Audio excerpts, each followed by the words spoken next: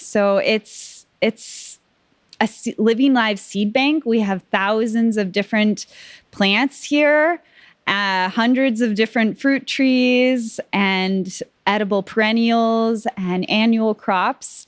So we are a seed bank that we spread the seeds outwards from our farm to others and individuals, and we host seed exchanges. So we really like to think of ourselves as seed protectors and spread the seeds wherever we go.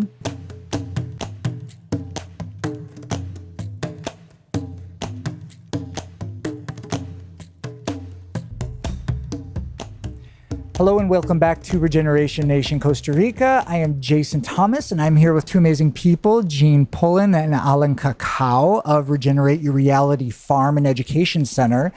And you guys are going to hear a lot about what they're doing here as well as in the region and in the nation.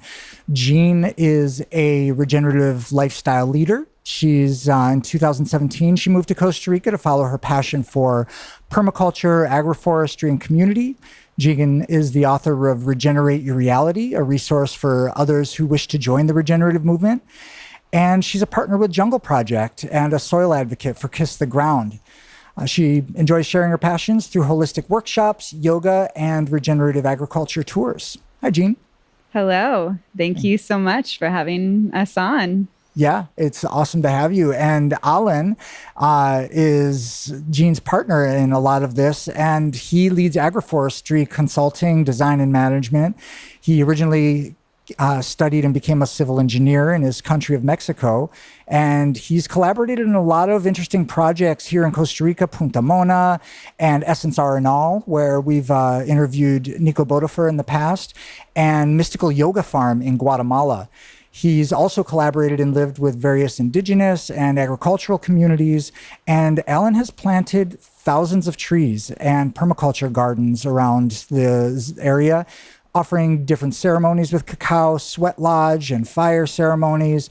And he calls himself a seed protector, and that's his mission in life. So, Alan, thank you also for joining the podcast in this interview. Thank you, Jason, to inviting us, and welcome to this beautiful land. And I'm excited to share a little bit of our love and knowledge in this beautiful place. You guys are working together on this project called Regenerate Your Reality. You've got a book by the same name, and your farm and education center have that name. You have a fantastic blog with lots of great guest writers, quality content. You're promoting a number of regenerative courses and doing joint ventures with other permaculture teachers and stuff. I love seeing your promotions everywhere. What you're offering is really grassroots, and it's also very important, and you're providing it in a professional manner. So congratulations on what you're doing with Regenerate Your Reality. Thank you so much. It's beautiful because as we plant the trees and we plant the garden, this project has formed and come into form, and it's really a collaboration between nature, ourselves, and all of our partners. And how many other people are part of Regenerate Your Reality? We collaborate with a few others, and we collaborate with different projects. So it's primarily us writing the materials and teaching, but we collaborate with many others. Yeah, I see that. Mm-hmm. Awesome. Well, so Regenerate Your Reality, it's a permaculture, agroforestry, and education project.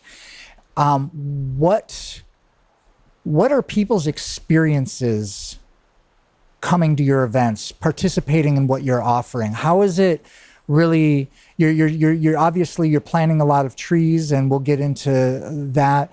And also, I'd like to hear about the social aspects of it, because you guys are really harmoniously bringing both the environmental and the social aspects into a lot of what you're doing. So share with our listeners and viewers here a little bit about Regenerate Your Reality and how you're touching people's lives. Oh, yes.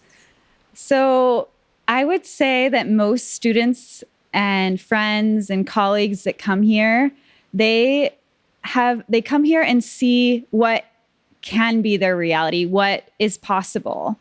And most families and students come, they know a little bit about regeneration or permaculture, but they want to dive deep. and we offer permaculture masterclasses, courses, farm-to-table tours, online courses, webinars, and the book. And it helps spark the seed of inspiration to go out and do it themselves. And we also provide consulting and support through coaching to really redesign and regenerate their reality. So it's a living live seed bank. We have thousands of different plants here, hundreds of different fruit trees and edible perennials and annual crops. So we are a seed bank that we spread the seeds outwards from our farm to others and individuals, and we host seed exchanges. So we really like to think of ourselves as seed protectors and spread the seeds wherever we go. Great. Not only the seeds of the plants, but the seeds of information. Yes. Yeah. Alan, do you have anything you want to? Yeah, something of the most important to people coming here is they can see what is the lifestyle. We like to show our mistakes, show our experience, what works for us. But more than anything, we are the life example. Our life is what we like to sharing, our happiness. And I feeling for people, and in this time of the life, there are times when we live in too much to screens, to filters. And when you come here, you see how we are. And to me, this is way more important. Like, I don't like to say I'm a teacher. I'm just a facilitator, a guy that show my lifestyle. And that is what inspire people, like authentic people living that. And that is, for me, the most beautiful to share with the people to come here. Great, living the example. Exactly. It's crucial. That is my life. Beautiful. And show people, giving tools to people. I don't like to resolve the problems of the people. People coming, hey, I want that, and look, professionals do that. Professionals, they want to devolve all the project and involve you just the necessary, and they want to charge a lot of money. But we are not that people. We want to show people the tools. We want people to show fishing, not giving the fish, right? That is for us the most important, like giving tools to people to connect with their own land, to learning to observe, to connect with themselves and the land. And to me, that inspire me. No, resolve the problems of the people, just giving the tools that works for me and my experience, and everyone need to go out and find his or her solutions. Do you have an example, Ellen, of someone that you've had as a student of some degree who's gone on to make their own project flourish from the things they've learned with you? Yeah, we have a couple examples of friends that are coming here and they starting different farms. Now are like even selling products in the market. And yeah, there are a couple of friends, even here in Tinamaste or in the Caribbean too, that we touch with our project, and they just realize that, hey, we want plants, because when they come in here, they want plants, that we sharing our plants, and they coming and they get inspired. And even before us start a product in the market, like that is like, wow, like that is just incredible. Like we have a friend, like, for example, Jackson, like he was one to come here, and he's like we almost at the same time we start our projects. Maybe Jackson, he sell in Tinamaste market, and he just come here and he see all these amazing plants, and he get inspired with all what we're doing, and he takes plants over there and he start his own project, and now he's selling successfully in the market, like even before us. And he's like, and I'm like, congratulations, like that is to me what makes me happy. It's so rewarding. We have so much to teach, and people like us are creators and just want to share what we have. We can share and share and share. And it's always just so special and encouraging and nourishing to see somebody actually take that and take the actions and do the great ideas and make it manifest. So that's awesome you're seeing that. Yeah. It's really beautiful to see that the ripple is real when we start with our own project, our own community, and then we see that ripple outwards to the communities, and the mycelium network is running. And it's so exciting to see that so many people are in action. Yeah, and it's a kind of a numbers game. You got to reach as many people as possible because there's always just a percentage of people that are going to consume information as entertainment, right? And then there's the smaller percentage of people that are really ready to take it and do something with it. And you guys are reaching a lot of people. It's great. Yeah. Tell me about one of the kind of more successful or fulfilling workshops or events or education pieces you guys have done. Yeah, so we primarily are 2 offerings that we do almost monthly, and we see different students and friends and colleagues come in is for our permaculture masterclass. And we do that here where we will go through each sector of the permaculture farm here. We'll walk the grounds, we'll pass out cuttings, we'll sniff and smell, learn a little bit about herbalism, and get a crash course all about permaculture and regenerative living. And our second offering that is really amazing is a farm to table lunch. And that is just a tour of what we're doing here and how to regenerate their reality, harvest along the way, and then have a lunch together and talk about how they can implement these designs into their own life and regenerate their reality. That's awesome. So people are coming out. How often do you have these lunches? So it's spontaneous. We have a Airbnb experience that some clients come through, and then a lot of just word of mouth and people reading the book reach out, wanting to come in for a lunch. Other times we might, during the January, February months, we sometimes do a weekly tour after the Tinamaste market.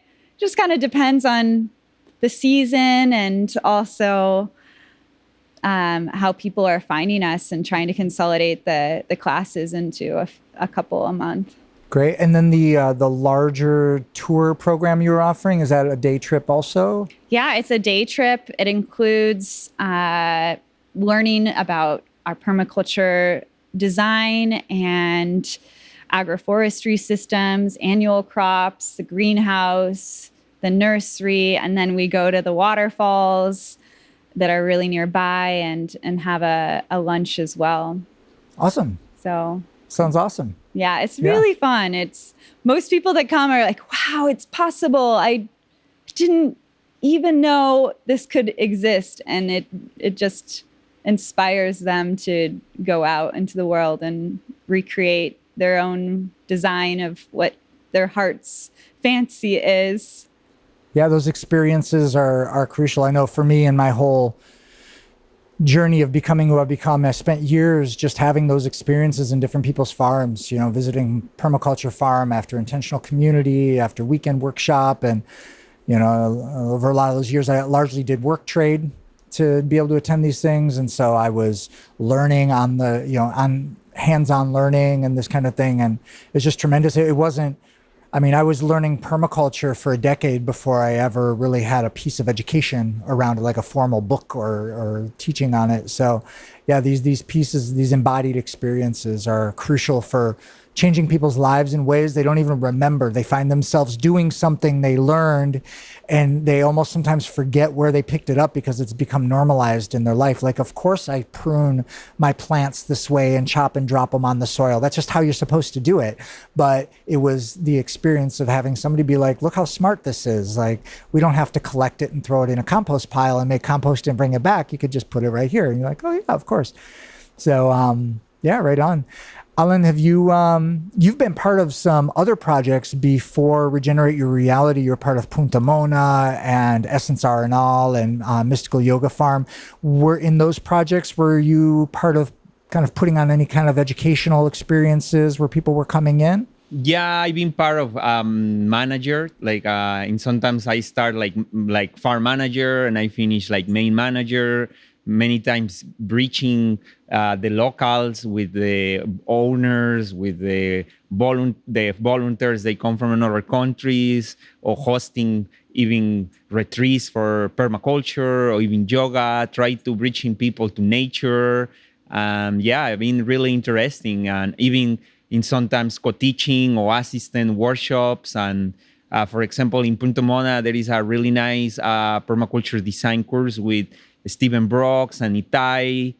And I many times they talk me, hey, come and teach in a workshop with us or a class with us. And those many times I be co-teaching workshops with them.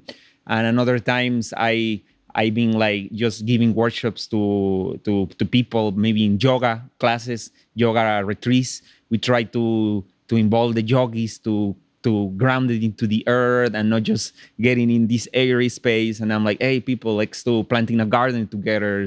And that is really cool. Like, see everyone, part of this life is work with the land, is a big healer, or Mother Earth is have so many answers and a lot of healing.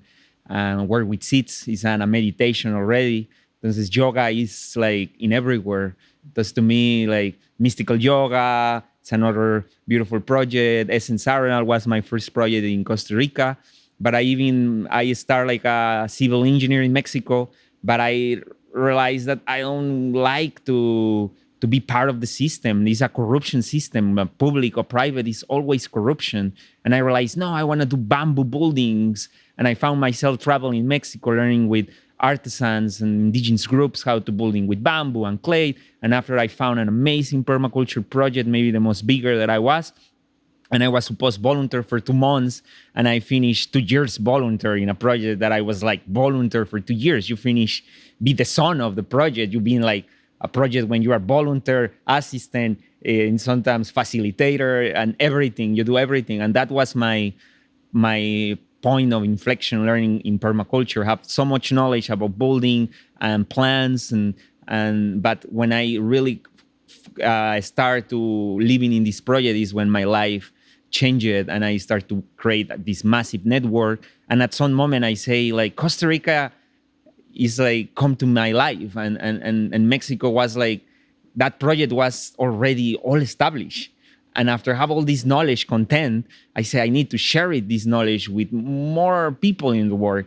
And I come here like because Nico invite me from SSRNL, and I start to be the manager of the farm and start to establish plants, and life just bring me to different countries. And I found myself like Costa Rica, my country, and they have a big diversity of plants like for the country. I never found any country in the world with that diversity of plants for meter squares and microclimates. It's just incredible place to live in and grow food like any else in the world. Definitely is.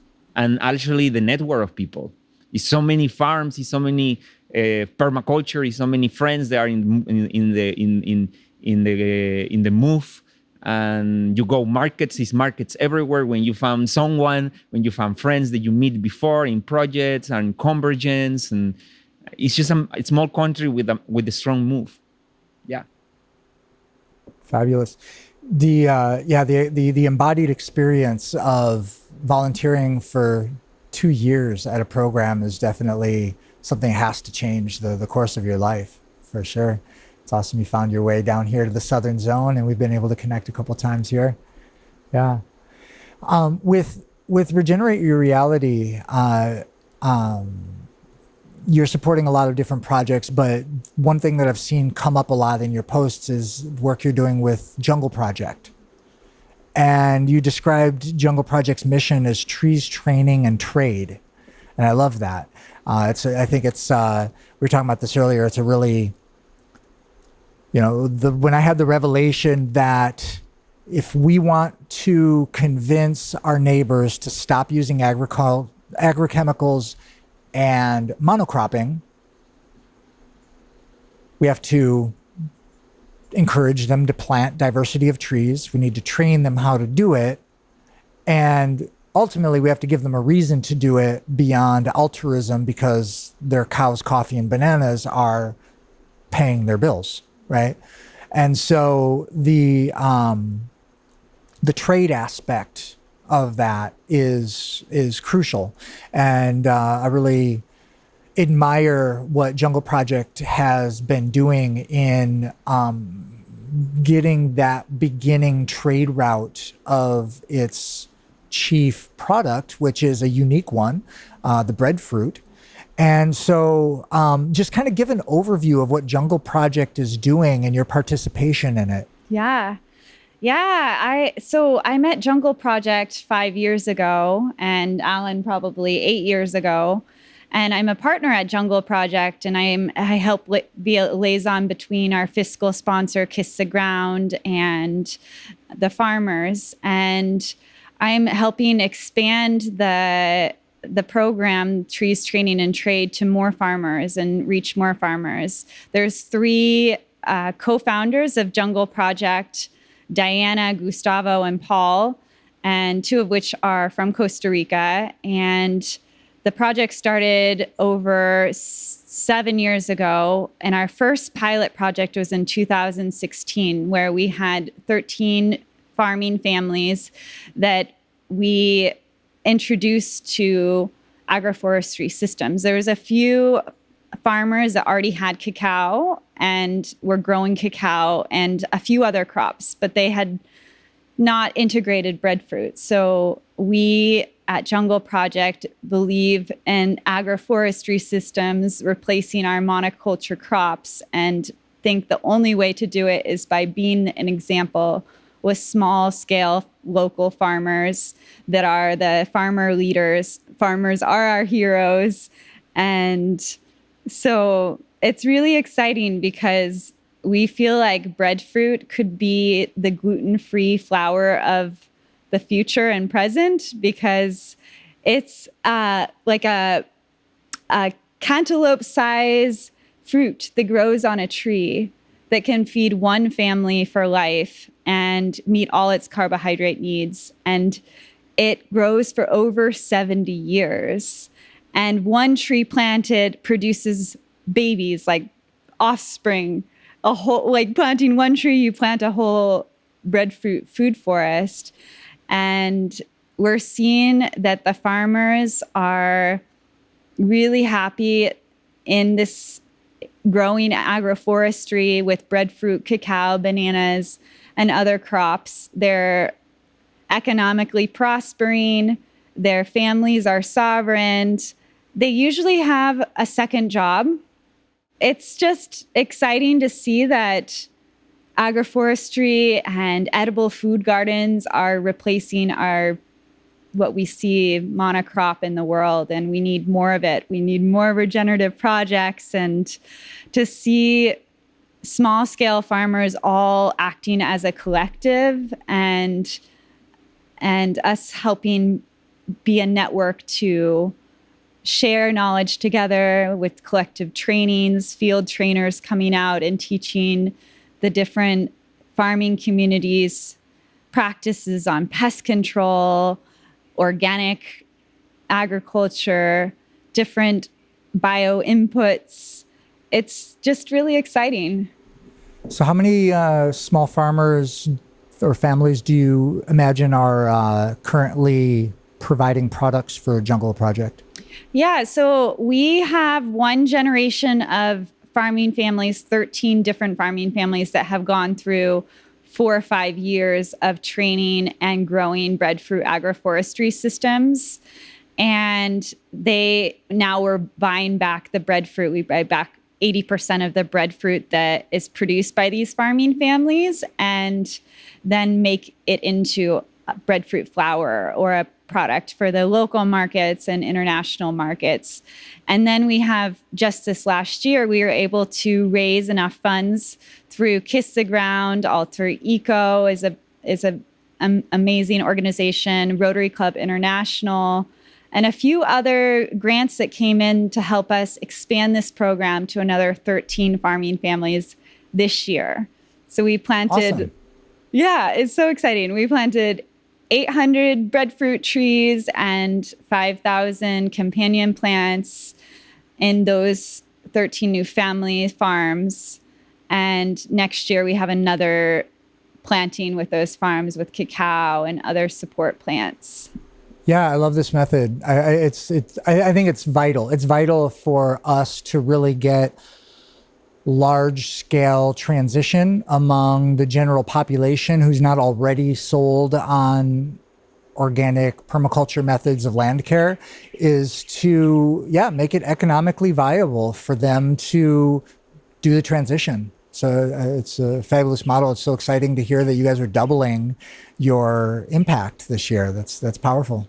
Thank you. Yeah, it couldn't be possible without the power of collaboration through all of our partners within Costa Rica and internationally, and all the farming families that just are taking that leap, but have seen through the first 13 farming families that this is economically viable. This is improving the environment that we live in, and it's also just regenerating their family structure through becoming sovereign, food sovereign. Mm-hmm. Wow, that's great. And Alan, in the projects you've worked on, have you been in, besides maybe your help with what you guys are doing here now, have you been involved with any kind of growing food for market type practices or activity? Yes, and in sometimes I've been like involved with some friends in a community called Gandoca that is close to Punta Mona. And these guys, they already grow food, like grow his or crops. And just to remember that in Costa Rica, like there was already like polycultives, there was already agroforestry, and way more in the Caribbean, because the Caribbean have a really strong cultures from all the Afro-Caribbeans people to coming, all the native tribes. And it's just to know that they really come to ruin, to really damage all these links in people is the banana plantations, the monocrops, and the green revolution and pesticides that come to change totally the economy of the families and the people. Because sometimes we talk about all these concepts, but these concepts already they are like part of the grandpa. The grandpas already in these areas, they was growing so many like agroforestry systems that we don't need like that hundreds of diversity of varieties there. Like they have coconut, pejibayes, breadfruit. If you go to the history of Puerto Viejo in the Caribbean, like they have a massive breadfruit in the middle of the town that was feeding a lot of the people. And now the majority of the breadfruit trees, they're coming from that tree. This is just about remember. Like we need to thinking about like we don't come with something new. We don't try to discover the new things. It's just remember what is in the past. What are the good practice of the past with the best of the future, with the best of the present. This is to me what we need to remember. We don't come to teaching anything. We just come to remember people. There is a better way, a more conscious way, and the love for the land, the love for farming. And come back to your question. Yeah, we helping some of the local guys in this community. That some of these guys, they work at Punta Mona, and this community are growing rice, are growing even flour, even growing his cacao. Because we're trying to bridge them in these communities with the markets in Puerto Viejo, that the local market, the organic market in Puerto Viejo. And thus I've been trying to helping them, reaching them, and even like, show them some practice that we're doing in Punta Mona, and trying to like show them, hey, you can like, don't use this product and try that. Because people observing what we're doing in Punta Mona, and they start to replicate in this league community. And now there are some of these products are at the market in Puerto Viejo. And another thing with talking back to the jungle project, that is not just the beginning was not the farmers. Like this is the most important part, like the old pilot project. But before they study all the breadfruits, there was already the first products, the first breadfruit that the project like buy. It was for farmers that already have breadfruit. There was like a guy that he was working for the project that he studied all the breadfruit trees around the country. So the first products of breadfruit, they're already from trees that it was already in Costa Rica. And remember that breadfruit come with the Afro-Caribbean communities, and it's popular there. But like more tourists they come and more globalization come. Breadfruit and Peji Valle, even pipas, they lost the popularity in the people, and now like people looking for potatoes, for carrots, like high agrotoxic products, and it's just remember, and us, we come to these beautiful lands. It's part of our responsibilities. Come back and make popular, consume these products, and make it popular. To me, that is essential. Oh yeah, I've become a Peji Valle addict. Yeah, I eat a couple of kilos of Peji Valle every week almost. incredible. Yeah. So one of the things that I'd like to touch on in the work that maybe Jungle Project is doing, and maybe you've done a little bit of this with your work with Regenerate Your Reality, is in the training and the helping these grassroots population who are like, they're relatively maybe computer resistant or marketing resistant and things like this. What kinds of things do you feel have worked to help bridge these people with a sense of comfort in engaging in finance and organizational systems and really bringing themselves out of the I just want to touch the land place to I would like to engage with the national or local or international marketplace? Is there anything in your training that's been helpful to bridge these people? So part of our training with Jungle Project is how to bring some of the agroforestry products to their local market. So we look at value added. We do trainings with the farmers on how to create value added products and sell them within the local markets. And training is such an important aspect of planting trees because many organizations just go plant a tree and then don't have oversight of how that tree's developing, if it's making it, if there has been given love and care. And trees do need love and care, especially if they are going to fruit. And we see that the training program has been very successful. We're seeing that through the first generation of farming families, those families are becoming farmer leaders in the community, and they've created cooperatives within Peji Valle, where one of our farming communities is attracting another 100 farmers wanting to go regenerative, and we're seeing that the ripple of the first farming family is really powerful, and they're becoming farmer leaders and train the trainers. And it's really important to have that piece of how to bring that product to market. And that is a piece of the training, along with all of the technical training on care for the trees and bio inputs and such. Mm-hmm. Yeah, something, Alan, you were just talking about the organic market in Puerto Viejo. And another one of my previous guests is Peter Kring, who's one of the founders of that market. And that was a big topic for us too. He was like, he mentioned something that really hit me where he said, like, if you want to impact your neighbors, if you want your neighbors to care about what you're doing enough to do it themselves, show them that it can make money. It really makes a difference for that. And it's there's a few things that we can bring, and one of them is a bridge to an existing market. Exactly.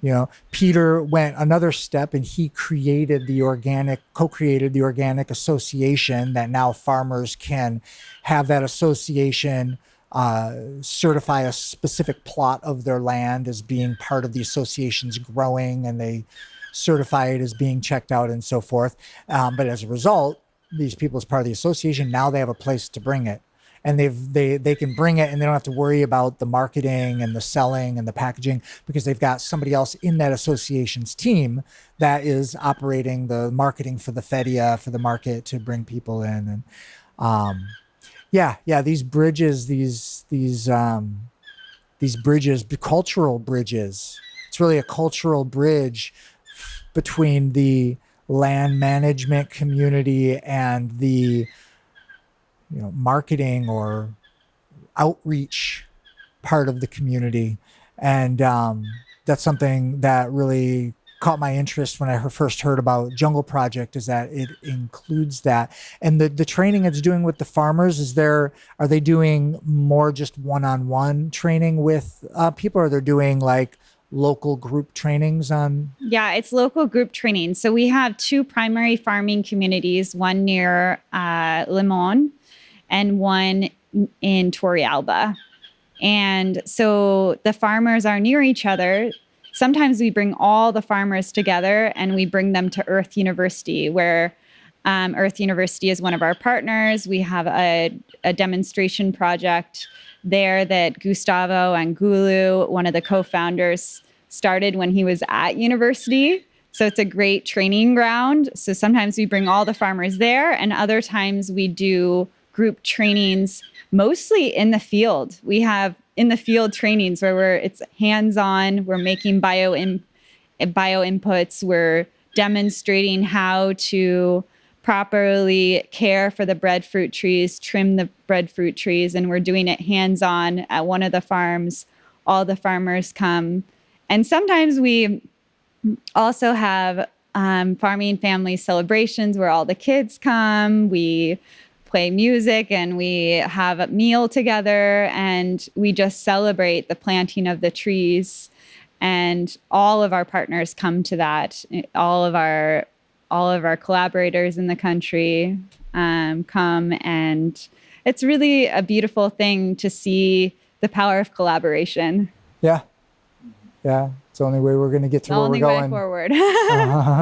Yeah. Mm-hmm. Yeah, and talking about governments and associations, like actually she forget mention that is this national organization called INA. INA is the Institute of Learning, National Institute of Learning, and they have a campus in Cartago that is specific for organic agriculture, that the leader or the director is Fabian Pacheco.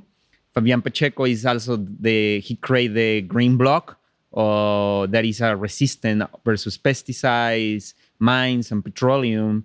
And he's really friend with us too.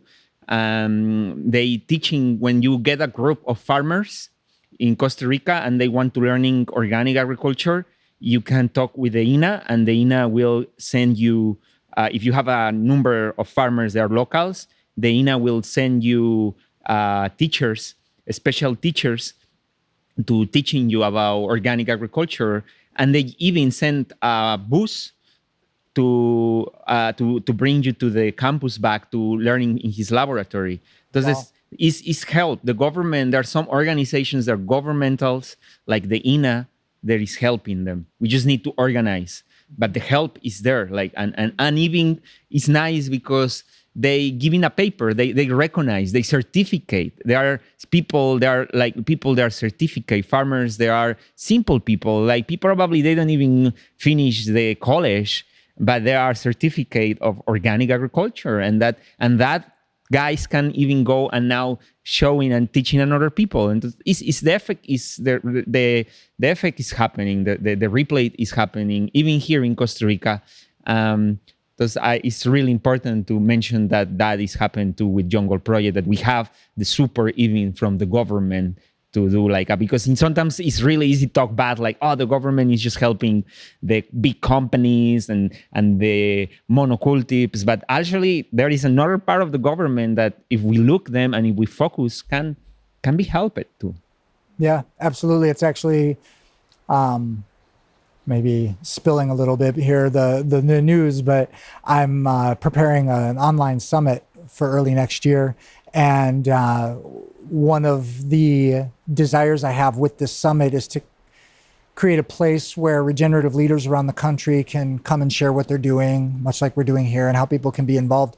But in one place where we've got grassroots and government and NGO projects all together in the same weekend, talking about what they're doing so that we can learn from each other and know what's happening at these different levels, because they in many degrees want to interlace and connect and support each other, but there's still a bit of a distance between the grassroots and the industry level or government level projects that I think is, I guess, very, very much why I've rebranded the podcast to what I have, to focus on the collective of these efforts and really make that effort to bridge more of these projects. So yeah, what they're doing, and I've known about programs like this, and it's one of the things that gave me a lot of faith to go this path, because I know that there's so much government support for regenerative movements here. I think one of the big problems is that a lot of people don't know they exist or how to apply for them,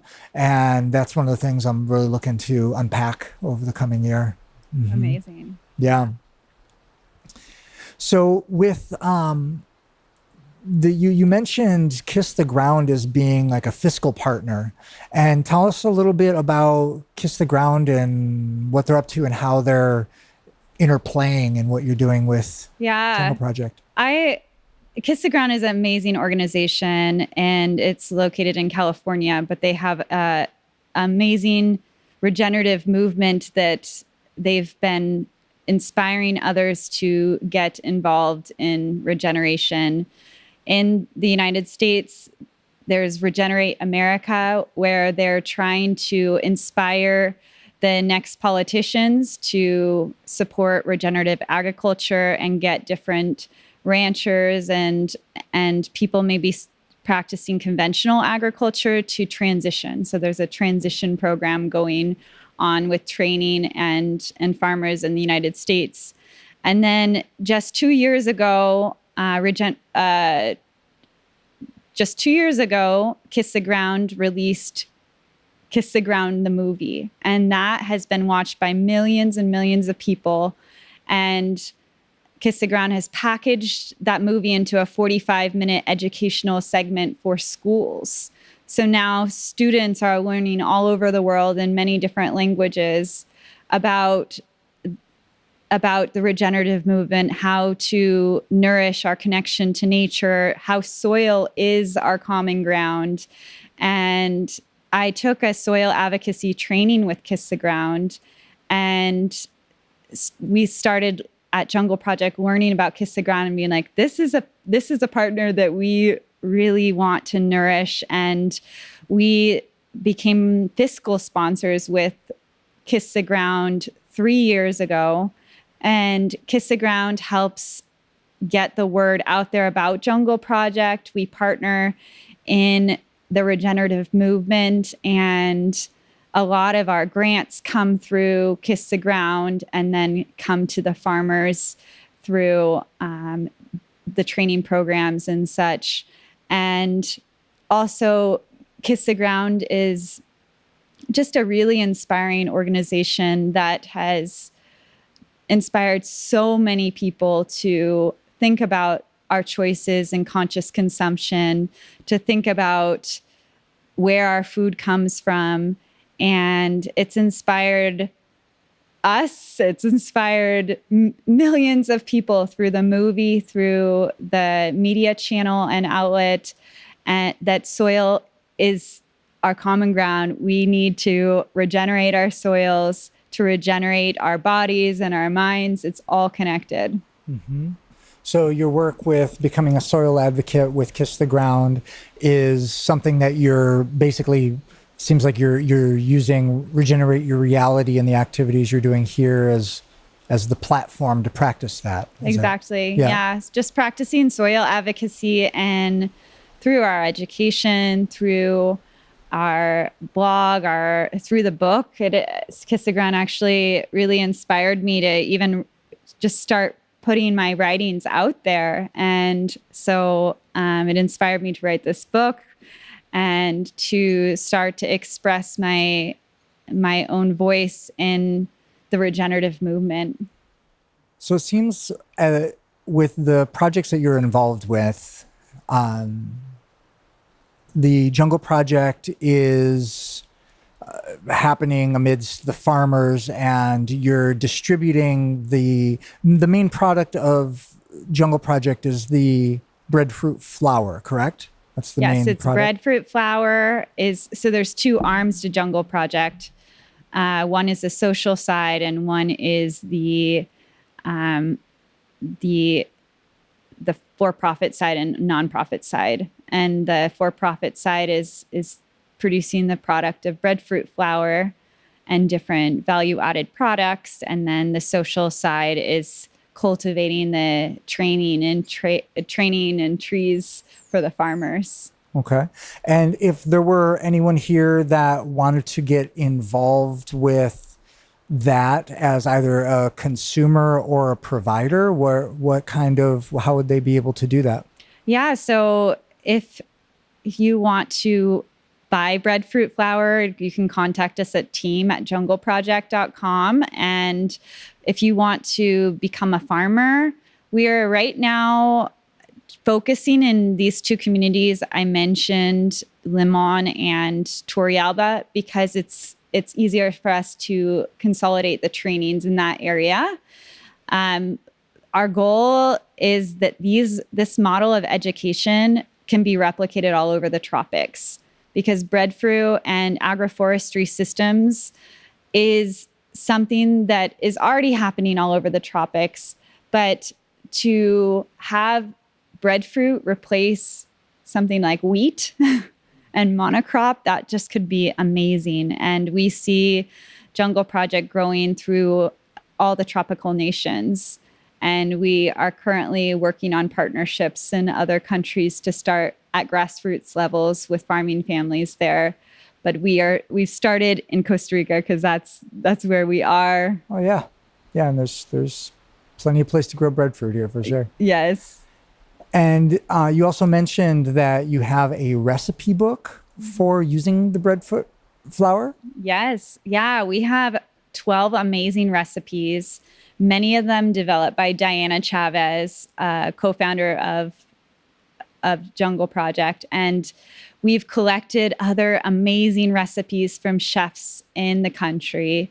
We've also been experimenting with breadfruit for the last 5 years ourselves. We're actually going to have breadfruit tortillas for lunch today. So Awesome. you'll test them out. Yay. It's a staple in our diet. And so, yeah, we can share that recipe book with you. And you can find breadfruit frozen at Hinka Foods store in San Jose. And you can find breadfruit flour being distributed in different markets in Costa Rica. And mostly we're selling wholesale. We haven't distributed on a individual level. We have in the past. We are just not in this moment right now. But that is our plan, is to get breadfruit flour in the people in Costa Rica and internationally, replacing it from a gluten wheat flour. Replacing wheat with breadfruit. Awesome. So maybe along with a link to where people can find that recipe book, we can also share some resources like places they can order the flour from. Yeah, we can put that all together for the listeners. Yeah. Mm-hmm. Yeah. So that's the Jungle Project, and Kiss the Ground is basically the financial partner. So there's, like, as far as being involved with that, definitely, if anyone has not seen this documentary yet, it's just gorgeous. Really captures the carbon sequestering picture really well, and the reasons why as well as how. So definitely recommend the documentary. Is Kiss the Ground, do they have anything else going on in the country besides their partnership with Jungle Project? Well, I know that a few of the representatives from Kiss the Ground are coming to Envision Festival and speaking there. And great. We'll be on a few panels with Jungle Project and Kiss the Ground. We'll be on a panel together. And so they're actively in the regenerative movement in Costa Rica. Fabulous. Mm-hmm. And then coming to Regenerate Your Reality, how you guys have your lunches and you have your farm tour days.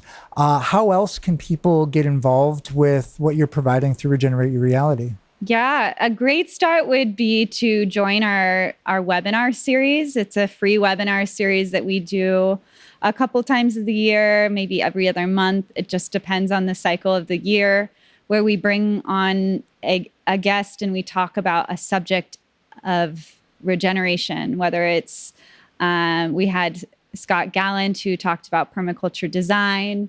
We talked about seed preservation. And we have 12 episodes that are very educational and free on our website. So you can watch those webinars. You can buy the ebook or the physical copy of the book. And also, you can just come in and visit our educational center here through a farm to table tour. We have online courses and in-person courses. All right. Tell us a little bit about your online courses. What are you providing there? Yeah, with our online courses, it's a regeneration guide to becoming a regenerative leader. So helping transition people to regenerate their reality through their mind, their body, and the earth, and different tools and techniques to become a regenerative leader and to implement this lifestyle into everyday life. Awesome. Mm-hmm. Yeah, I'm definitely going to have to check that out. What about you, Alan? Do you have any invitations for our listeners to get involved with things that you've either doing now or have been passionate about in your years here? Yeah, of course. Like what we are doing here is even like try to link the local community, because when we come to this land, many of my neighbors are like, "Hey, you can grow food down there. Don't like this is not grow." Like they kind of all moving from this area. There was like forests. Later they staying in cattle land, and many people don't believe you can grow food. And us doing all these projects and growing food, we kind of start to change the perception of the local guys, and inspiring it. And someone's that are coming and hey, I even like I like to be so generous more with the people to can afford things like and many of locals neighbors coming and they see the garden. I giving at free tours, and later I giving plants for free. Like take this plant. I give you fruit trees. Take fruit trees. Like I'm love to be generous with people and sharing with the people to kind of afford, like and also with our consultings. I've been like actually doing consultings. People come here in our permaculture masterclass, and they are bring his maps and they bring his projects, and we helping them. And some other people asking us, hey, you can come to our land and helping me, because some people even buy lands and with bunch of fruit trees and they don't even know what they have. Sometimes it's important to people know even what they have and connect with this land. And sometimes they need guidance at the beginning, and later they can just run themselves and even link with the locals too, because that is really important. And I feel it's something that needs to happening is like don't creating sustainable projects. People always talk about sustainability, but I feeling sustainability is an old concept, because it's just sustain yourself, and in permaculture you don't sustain yourself, because sustain yourself is just a closed system, and in nature is no closed systems. Like every closed system tends to disappear, to collapse. When we talk about sustainability, no, we want to talk about regeneration, because regeneration links. It's an open system that the try is to share and links all your neighborhood or your community. And it's not just like soil, animals, birds, but also people.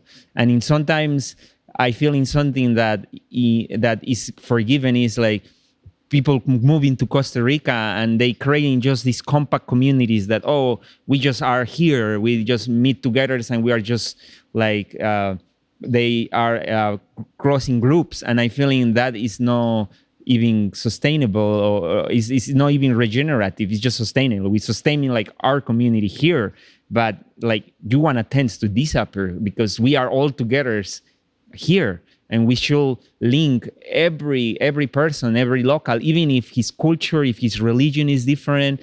I feeling we all are passionate about food. We are like there are so many things that are segregated, like religion, and sometimes colors, culture, language.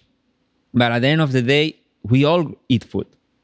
And that is, for me, we need to focus and how we can all eat food, and how we can share seeds. Because for me, like the one of the most important events that we are doing is the seed exchange, because when like locals, they are growing food and they're farming, they can go and sharing his knowledge, sharing, and they can feeling we are important for the community, and that is feeling is the most important in the communities. We giving so much importance to the shaman, to the musician, to the artist, to the healers, but to me it's like, hey, how many times a year you need a healer? How many times a year you need a doctor? How many times you need an engineer? How many times you need an architect? Maybe once a year, maybe every 3 years, maybe 5 years.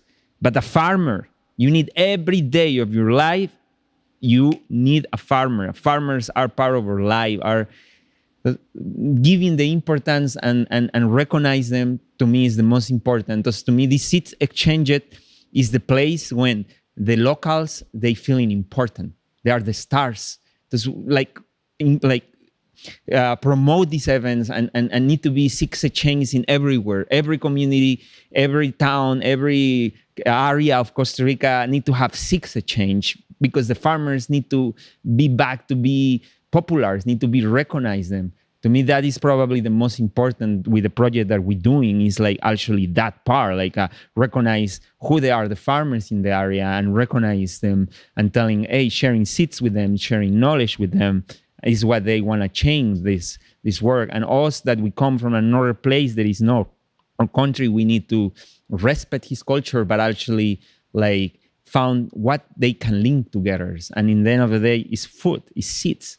To me, it's that and markets. Organic markets everywhere, organic markets in every community, in every town. Like that is what can make the change. Like, and sometimes we want to thinking bigger, but like we can start bigger if we are forgetting like what is around us and our communities.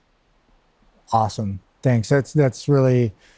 And there's a part of me, there's like one of my like inner beings. I had a little tear coming down its face, just like, when you're talking about how we revere all these other professions that we only need once in a while, and we end up paying them more because we're paying them to be available for that once in a while we need them.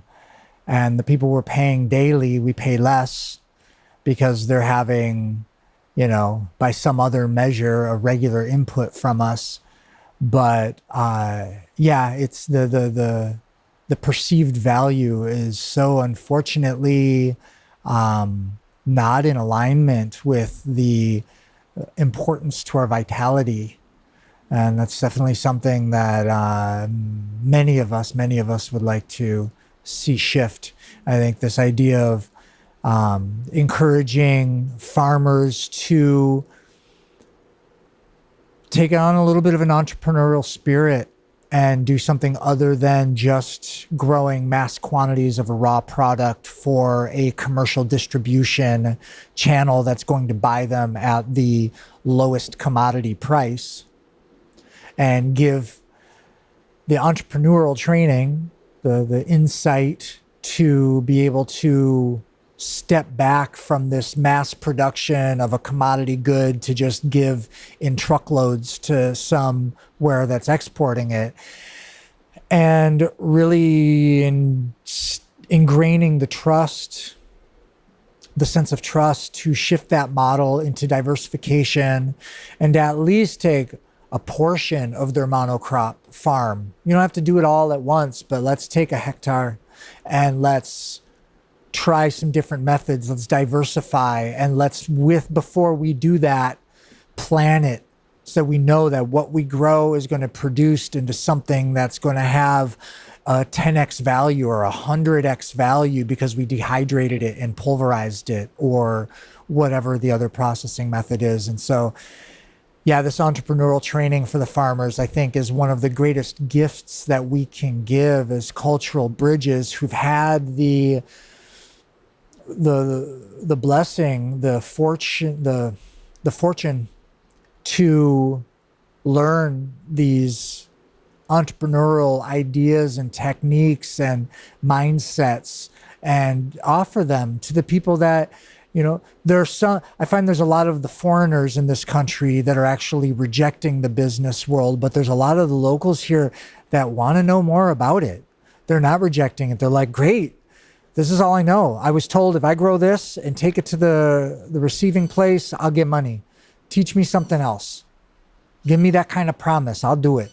I want it. My chemical fertilizers are not working. My coffee is not producing the way it was. The soil's gone. We know.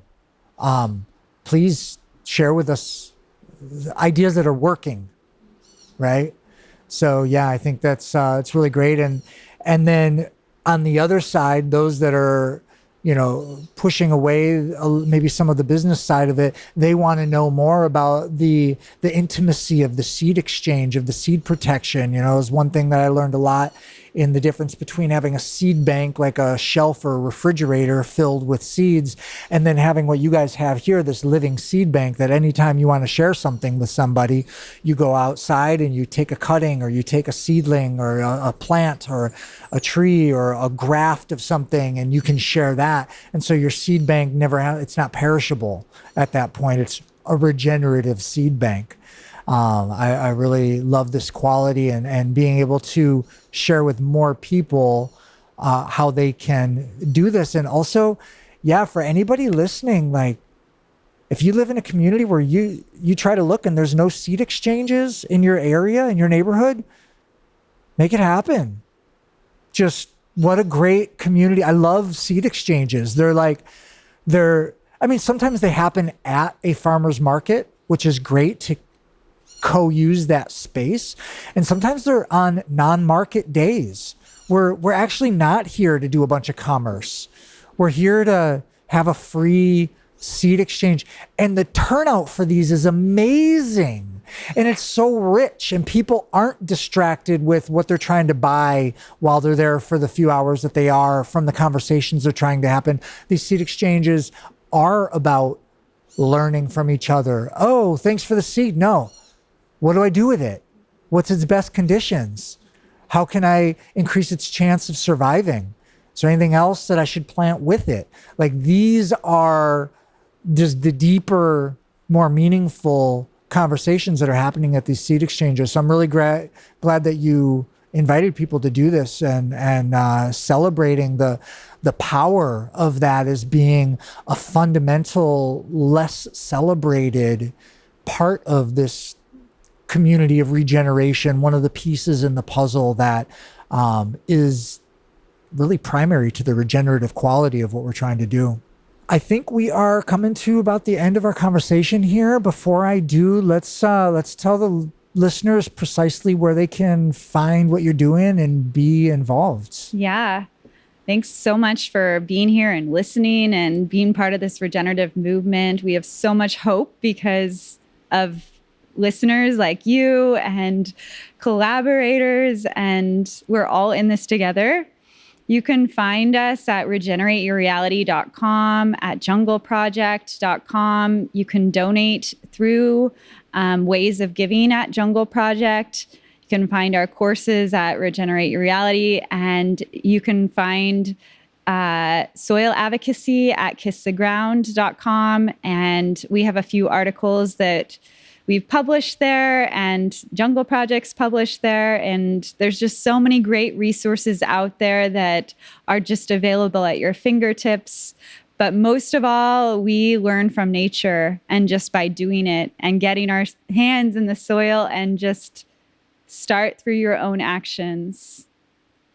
Yeah, and I would like to give in a last talk that come to my mind. We can see like all the diversity and that you can see in this work. Seeds are part of fundamental of our diversity. And many times people ask me like, how I can like save my seeds, how I can save the life of my seeds. And I'm like I'm one of my more old teachers, Jairo Restrepo. he tell like where are the seeds are the most protect place is in the pocket of a farmer. Why? Because he's want to be always planted. Like it's important to keep it planted the seed. Like you can always protect for years, weeks, months there. But we are in the tropics. Humidity is big. You need a special place. The best way is keep it grow it, keep it grow it, keep it grow it. And you can see we are animals too. And if you look at our like any animal, birds are seed protectors for nature. They eat seeds, they propagate seeds. You never see any animal keeping seeds. They're always moving the seeds. That is that create diversity in this work. Because I just encourage people to be a seed protectors, but actually planting them. Yeah. Gracias. Thanks. Thank you guys. Amazing. Thank you, It's been a treat. And it looks like the weather's holding up. Yes. So we're going to get a YouTube video out of this, a farm tour video. You guys have a super intensive growing scene here. We'll talk more about it in that video, but you guys have a very impressive what you can do with a couple acres or a hectare of land. And just go ahead and give a primer about how many different species of edible foods do you think you have here roughly? Fruits, bueno, we have around more than 100 varieties of fruits, just fruits. But like I don't know, maybe like if you take medicinal plants, eatable roots and greens, probably we are around 300 kind of different eatable plants here in the land that we've been collecting from all Costa Rica. And that's what I telling you. Costa Rica is a big seed bank alive, and we just need to keep it like linking and yeah. Okay, so we're going to get a tour of your seed bank. Let's do it. Fabulous. Thanks, guys.